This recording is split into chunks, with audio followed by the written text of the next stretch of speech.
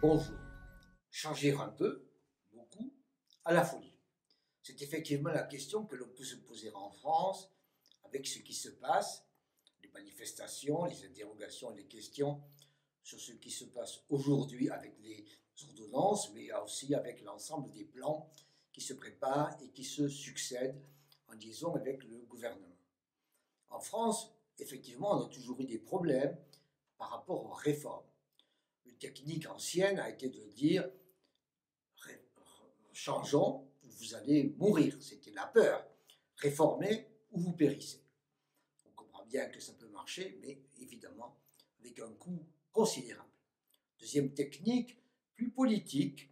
On fait un programme, un ensemble de réformes.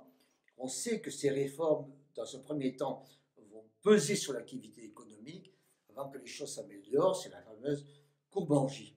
Mais aujourd'hui, la peur est impossible, la courbe en J aussi. Tout simplement parce qu'en permanence, les pays arrivent, les entreprises changent, les technologies arrivent, les nouvelles start-up proposent chaque fois des choses nouvelles qui dérangent ce qui était supposé acquis depuis un an, depuis 2 ans, autrement dit depuis une éternité. Nous devons donc nous habituer à des changements permanents.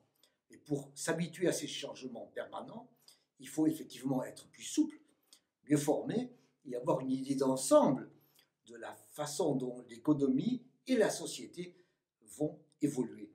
Nous allons vers une économie, une société plus ouverte, c'est vrai, mais plus d'informations en même temps.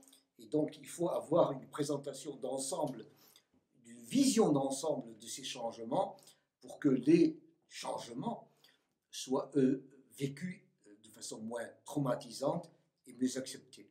Donc, il faut changer tout le temps, mais il faut changer